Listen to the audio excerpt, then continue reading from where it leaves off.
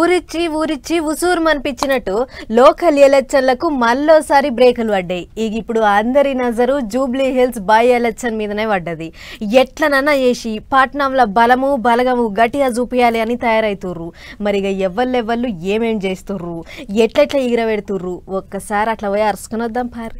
Local ఎలక్షన్ల ముచ్చట మళ్ళోసారి వెనకబడేటాలకు ఇక పార్టీలన్నీ జూబ్లీ హిల్స్ బై ఎలక్షన్ మీద కన్నేసినాయి. నిన్న మొన్నటి దాకా పట్నంలో ఒక్క మంత్రి కూడా ఉండొద్దు, అందరు ఊర్లలోనే ఉండాలి అన్నట్టు చెప్పిండు ముఖ్యమంత్రి సారు. కానీ ఇప్పుడు అందరు పట్నంలోనే ఉండాలి అన్నట్టే నడుస్తుంది వ్యవహారం. అన్నిటికీ మించి అలిగిన లీడర్లను బుదిగరిచ్చే కార్యం చేసిండ్రు చెయ్యి పార్టీ వాళ్ళు. కష్టం వచ్చినా నష్టం వచ్చినా వెనకటి సంది పార్టీలో ఉన్నా అసోంటిది వేరోళ్ళకి టికెట్ ఎట్టిస్తారు అని అంజన్ కుమార్ అన్న గట్టిగానే అలిగిండు. అందుకే మంత్రులు మీనాక్షి మేడం అంతా కలిసిపోయి గట్లుంటదా అని అంజనన్న జర పెద్ద మనసు చేసుకో అన్నట్టు మాట్లాడినరాట. అట్లిట్లా అలిగిన అంజనన్నను మళ్ళా పార్టీ లైన్లకు తెచ్చుకున్నారు. ఇక చూడరు ఏమన్నాడో. ఎప్పుడు అంజన్ కుమార్ యాదవ్ మీరు అంటున్నారు కదా ఓడిపోయారు. అంజన్ కుమార్ యాదవ్ ఎప్పుడు ఓడిపోలే. అంజన్ కుమార్ యాదవ్ను ఓడగొట్టిరు. ఇప్పుడు మంచి రోజులు ఉన్నాయి, మీరందరు కష్టకాలంలో నేను కాంటాక్ట్ చేస్తా, మంచి రోజులు వచ్చే వరకు ఇంకెవరు వస్తారు అనేది బాధనే ఉంటుంది కదా. ఇప్పుడు మా కొన్ని వర్గాలు మా ఎంబడి లేకుండే, ఇప్పుడు అన్ని వర్గాలు మా ఎంబడి వచ్చినాయి. ఇప్పుడు ఇస్తే నాకు వస్తుండే. కాంగ్రెస్ పార్టీ చిత్తశుద్ధి ఉంటే ఏదైనా అవుతుంది కదమ్మా. కాదన్నట్టు అందరూ ఓడిండు అంటారట గాని అన్న ఓడలేదట. అంతా కలిసి ఓడిచ్చిండ్రు అన్నట్టు మాట్లాడిండు. ఇంకో దిక్కు పువ్వు పార్టీ వాళ్ళు ఇంకా ఎలక్షన్లలో ఎవరిని నిలబెట్టాలనే దాని మీదనే ఎటు తేలుతలేరు. 2 దినాలల్లో అభ్యర్థి ఎవరిలో చెప్తామన్నట్టు మాట్లాడుతుండ్రు. పెద్ద ముచ్చట ఏంటిదంటే జూబ్లీ హిల్స్ లో గెలిచి మోదీ సారుకు బహుమతి ఇస్తామా అంటుండ్రు. మరి ఏం చేస్తారో చూడాలి. అటు కారు పార్టీ వాళ్ళ రువ్వడైతే చిన్నగా లేదు, ఇప్పటికే బస్తీల పోంటి తిరిగి ప్రచారం చేస్తుండ్రు. చెయ్యి పార్టీ వాళ్ళు కూడా నవీన్ యాదవ్ ను రంగంలోకి దింపిండ్రు కాబట్టి ప్రచారం ఉరుకులు పెట్టాలని తయారైతుండ్రు. ఏమైనా బస్తీ మే సవాలంటున్నాయి పోండ్రి అన్ని పార్టీలు. ముహూర్తం పెట్టిర్రు, జాతర చాలైంది, ఇక ధూమ్ధామ్ గట్టిగా ఉంటుంది అని తీరు ముచ్చట్లు చెప్పుకున్నాం. కానీ ఏమైంది? ఆఖరికి లోకల్ ఎలక్షన్లకు కోర్టు సార్లు బ్రేక్లు వేసిర్రు. బీసీలకు 42% రిజర్వేషన్లు ఇస్తున్నట్టు సర్కారోళ్ళు తెచ్చిన జీవోను నిలిపేసిర్రు. అందుకే నోటికాడికి వచ్చిన కూండు గుంజుకుర్రు అని బీసీ సంఘాలు రోడ్డుకెక్కినాయి. ఊర్ల పొండి పంచాది గట్టిగా నడిచింది. ఓగళ్లకు చిగురాకంటే ఇష్టము, ఇంకొకళ్ళకు పులుసు అంటే ఇష్టము. గట్లయితేనే మరిగా కష్టం అన్నట్టు అయింది పోండ్రి బీసీ రిజర్వేషన్ల ముచ్చట. వాళ్ళ వీళ్ళ లొల్లులు చేయబట్టి అటు ఇటు కాకుండా నడమ ఆగింది వ్యవహారం. మొన్నటి దాకా అంత అయిపోయే, ఇక ఎలక్షన్లు వచ్చే జాతర వచ్చే అన్నట్టు సంబరపడ్డోళ్ళంతా ఇప్పుడు సప్పసప్పగా అయినరు. అందరేమో గాని బీసీ సంఘాల లీడర్లు అయితే బగ్గుమంటుండ్రు. జిల్లాల పోంటి బీసీ సంఘాలన్నీ రోడ్డెక్కినాయి. నల్గొండ, కరీంనగర్, ఆదిలాబాద్ గిట్లా అన్ని జిల్లాల లొల్లులు నడిచినాయి. పార్టీలు లీడర్లు ఎన్ని రాజకీయాలన్నా చేసుకోండ్రి, ఏమన్నా చేసుకోండ్రి, బీసీ రిజర్వేషన్ల కాడ వెనకకు తగ్గితే మాత్రం ఊకునేది లేదన్నట్టు కోపానికి వస్తుండ్రు. 14వ తారీఖు నాడు రాష్ట్ర బంద్ చేస్తారట. మంగళవారం నాడు రాష్ట్ర వ్యాప్తంగా బంద్ జరపాలని చెప్పి నిర్ణయం తీసుకోవడం, అన్ని బీసీ సంఘాలతో సంప్రదించడం, పెద్ద ఎత్తున ప్రోగ్రాం ఉంటుంది. ఆ కార్యక్రమాన్ని విజయవంతం చేయాలని చెప్పి విజ్ఞప్తి చేస్తున్నాం. ఇంకో దిక్కు కారు పార్టీ వాళ్ళు సర్కారు వాళ్ళ మీద దుబ్బెత్తి పోస్తుండ్రు. ఉత్తగా ఆశ పెట్టి ఆగం చేసిండ్రు అన్నట్టు తాపకో లీడర్ మైకుల ముంగటికి వచ్చి సాపిస్తుండ్రు. ఎర్రబెల్లి సార్ అయితే వెనకటెప్పుడో రేవంత్ సార్ మాట్లాడిన ముచ్చటను తీసుకొచ్చి అందరికి చూపించిండు. రాష్ట్రాలకు రిజర్వేషన్ల అధికారం ఇవ్వడం అనేది నేరం, అడిగితే జైల్లో పెట్టాలి. అట్లాంటి విన్నరానే ఈ రిజర్వేషన్ గట్ట మొదలు మాట్లాడిన మాట ఆయన. రాష్ట్రానికి అధికారం లేదు, ఎవరన్నా రిజర్వేషన్లు అడిగితే జైలు పెట్టాలని ఎవరన్నారు? అంటే ఎంత ప్రజలను మోసం చేశాడు ఒక్కసారి మీరు ఆలోచించండి. మాజీ మంత్రి ముచ్చట గిట్లుంటే అసలు చేసిందంతా కారు పార్టీ వాళ్ళు పువ్వు పార్టీ వాళ్ళే అంటుండ్రు చెయ్యి పార్టీ లీడర్లు. ఓ దిక్కు సర్కారు 42% రిజర్వేషన్లు ఇయ్యనికే తయారయ్యి జీవో ఇచ్చి అన్ని తీర్ల ముంగటికి పోతే కోర్టులో కేసులు వేసింది వాళ్ళే అన్నట్టు గరం అవుతుండ్రు. గిట్లా బీసీ రిజర్వేషన్ల పంచాది ఇప్పటంతలో ఒడిసేటట్టు లేదు.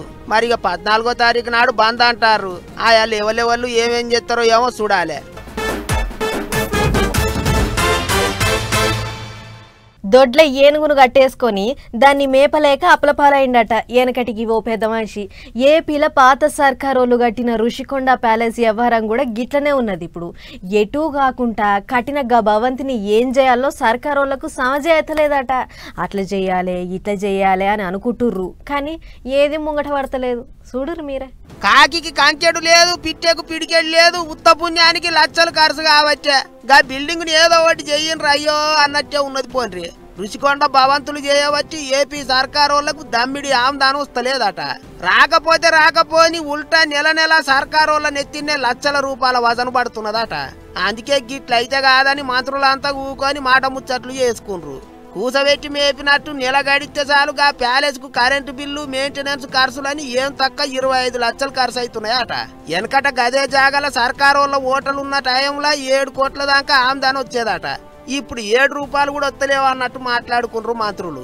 అందుకే కొంతమంది ఓటలు నడిపిద్దామని సలహాలు ఇస్తే ఇంకింతమంది దావకాన పెట్టాలని సలహాలు ఇచ్చిండ్రట. అయితే రుషికొండ ప్యాలెస్ ను ఏం చేయాలనే దాని మీద పబ్లిక్కే చెప్పాలి, పబ్లిక్కే సలహాలు ఇవ్వాలి అని అంటుండ్రు సర్కార్ వాళ్ళు. రాష్ట్రం అంతా పబ్లిక్ ను అడిగి వాళ్ళు చెప్పిన ముచ్చట్లను బట్టి ఏదో నిర్ణయం చేయాలన్నట్టు చూస్తుండ్రట. గుదిబండ కట్టుకున్నట్టు కాకుండా ఎట్టన చేసి దాని మీద అంతో ఇంతో పైసలు వచ్చేటట్టు చేయాలని గట్టిగానే తిప్పల పడతాండ్రు. మరి దగ్గర 500 కోట్లు ఖర్చు పెట్టి కట్టించిండ్రట పాత సర్కార్ వాళ్ళు. అసోంటి భవంతులు ఏంటికి పనికి రాకపోతే ఎట్లా? లక్షలు కోట్లు విలువ చేసే సామాన్లు చేదలు బట్టి ఉత్తగానే పోయే కథ అవుతుంది. జర చెప్పునే ఏదో ఒకటి చేస్తే మంచిగా ఉంటది అన్నట్టు కోరుకుంటారు అందరూ.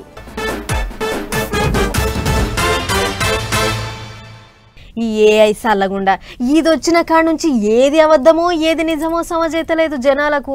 కుద్దు కెమెరాతో తీసిన ఫోటోలను కూడా నమ్మకుండా చేసింది అన్నట్లు ఇన్నొద్దులు ఫోటోల కాడికే అనుకున్నాం కానీ ఖమ్మం జిల్లాలో వీడియో కాల్ చేసి ఏకంగా పైసలే గుంజిర్రాట. మరి వీడియో కాల్ చేసినోడు ఎవడు, మోసపోయిన బాధితులు ఎవరో పురాగా అరుసుకొని వద్దాం పారి. ముచ్చటేందో చెప్పుకోబోయే ముందు గిదొక్కసారి చూడుర్రి.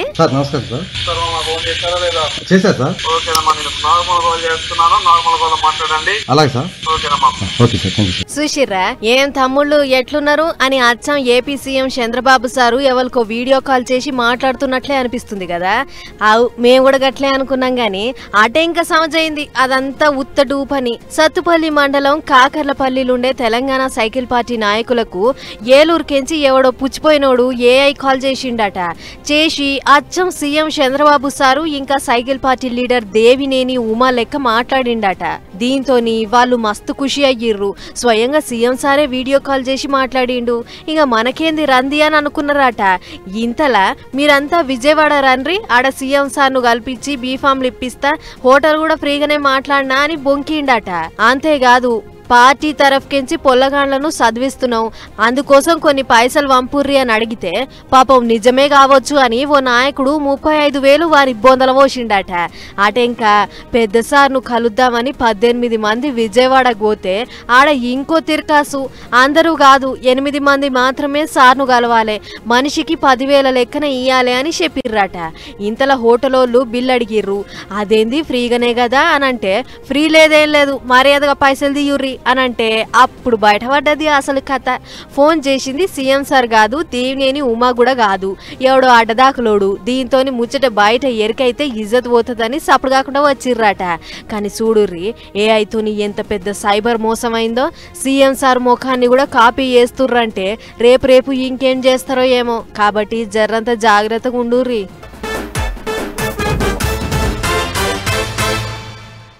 స్థానిక సంస్థల ఎన్నికలాగి సందులలో లొల్లులైనా, పంచాయతీ ఎలక్షన్లు ఎప్పుడొస్తాయో అని పంచాదులైనా, హైడ్రా అధికారులు మాత్రం వాళ్ళ పని వాళ్ళు చేసుకుంటూ పోతూనే ఉన్నారు.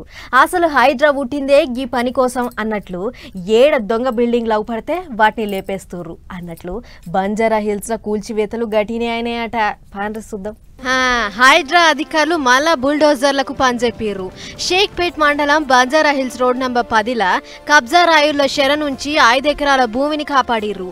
లెక్కకైతే సర్వే నంబర్ 403ల సర్కార్ భూమి ఉందట.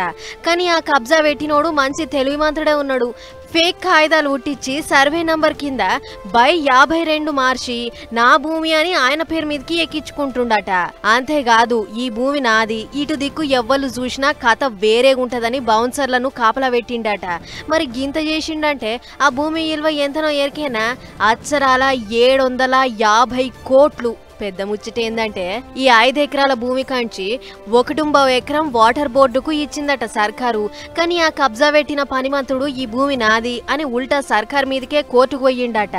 అట్లా కోర్టులో పడ్డ ఈ భూమి పంచాయతీల ఆఖరికి తీర్పు సర్కార్కు అనుకూలంగా రానే వచ్చిందట. దీంతోని ఇప్పుడు చెప్పాయా ఈ భూమి ఎవల్ది అని అనుకుంటా రేకులు బీకులు గుడిసెలు గిడిసెలు అన్ని పీకి వారేసిర్రు. పారిగోడ లెక్క పెట్టిన ఫెన్సింగ్, భూమి నాదని పెట్టిన బోర్డు, ఏడి కాడ చెక్కలు చేసిర్రు. అటెంక ఇది సర్కార్ భూమి అని ఓ బోర్డు పెట్టి చుట్టూ ఫెన్సింగ్ వేసిర్రు హైడ్రా అధికారులు. ఇట్లా ఇదొక్కటే కాదు, గాజుల రామారం, మేడ్చల్ ఇంకా తట్టి అన్నారం దిక్కు కూడా కూల్చివేతలు గట్టిగానే అయినాయి. ఈ 3 జాగాలల్లో పనిమంతులు పార్క్ జాగాలనే చెరవట్టిర్రాట.